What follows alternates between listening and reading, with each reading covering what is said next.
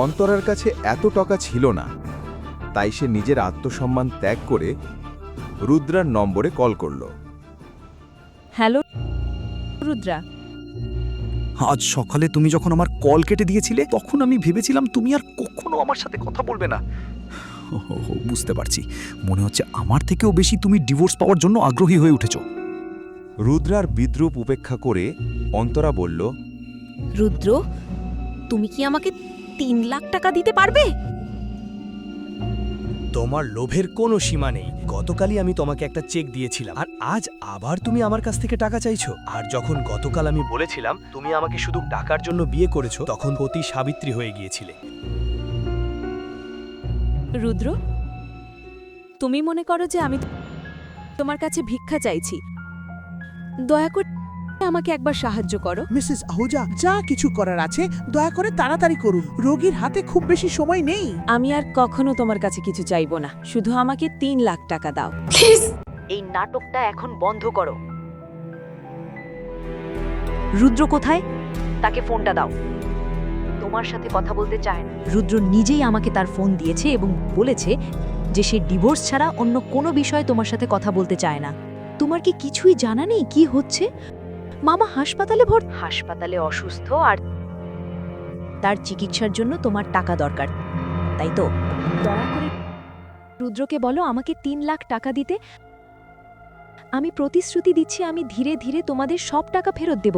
ভালো করে শুনে নাও, রুদ্র যদি নিজে থেকে তোমাকে টাকা দিতেও রাজি হতো, তবুও আমি তাকে দিতাম না, কারণ আমি তোমার মামাকে, মানে আমার সম্মানিত বাবাকে ফোন করে বলেছি যে তুমি অন্য একজন পুরুষের সাথে ছিলে।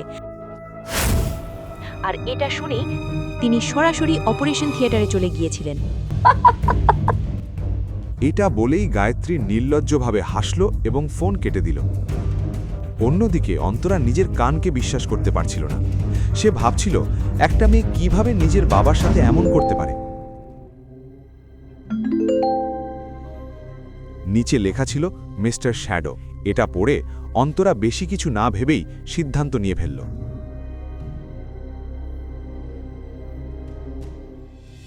সে তার ওয়ালেট থেকে মিস্টার শ্যাডোর ডেবিট কার্ড বের করল এবং নার্সকে জিজ্ঞেস করল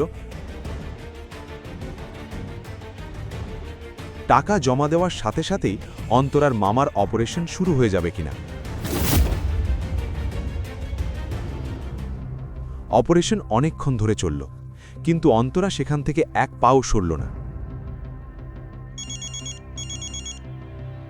12টায় রুদ্র অন্তরাকে ফোন করল। আন্তরা, আমি ফ্যামিলি কোর্টের বাইরে দাঁড়িয়ে আছি। তুমি কোথায় পৌঁছেছো? আমি আসতে পারবো না। আন্তরা, তুমি বলেছিলে তুমি আসবে, তুমি তোমার কথা থেকে ফিরে যাচ্ছ। না, আমিও যত তাড়াতাড়ি সম্ভব তোমার থেকে মুক্তি পেতে চাই। তাহলে দয়া করে এসো, আমার কাছে খুব বেশি সময় নেই। আর আমিও তোমার জন্য আমার সময় নষ্ট করতে চাই না রুদ্রা। মামার অপারেশন চলছে, তাই আমি আসতে পারছি না।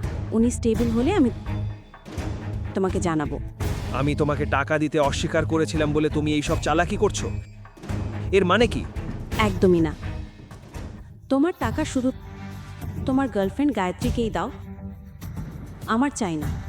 এটা বলে অন্তরা শুধু ফোন কেটে দিল না, বরং সেটি বন্ধও করে দিল। অন্তরার মামার অপারেশন সন্ধ্যা পর্যন্ত চলল। কয়েক ঘন্টা পরে ডাক্তার বাইরে এসে ভালো খবর দিলেন। অন্তরা মন থেকে ডাক্তারকে ধন্যবাদ জানাল। কৃতজ্ঞতা প্রকাশ করার পর অন্তরার মামা মুকুন্দকে আবার ওয়ার্ডে নিয়ে যাওয়া হলো।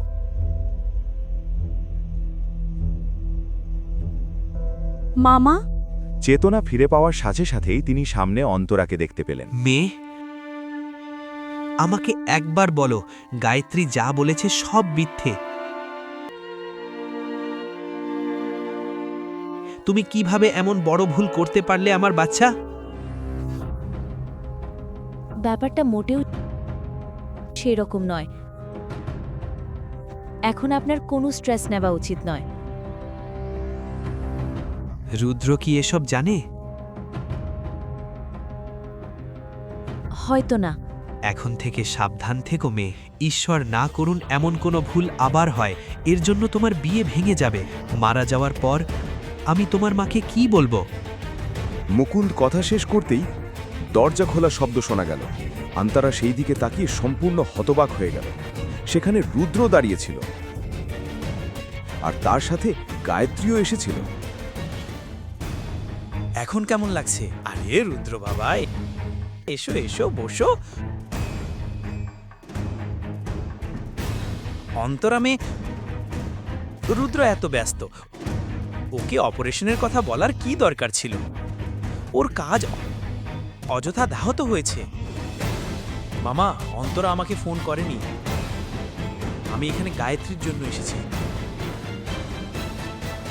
পরবর্তী কাহিনী জানতে দেখুন পরের এপিসোড শুধুমাত্র পকেট এফএমে। লিঙ্কটি বিবরণে দেওয়া আছে।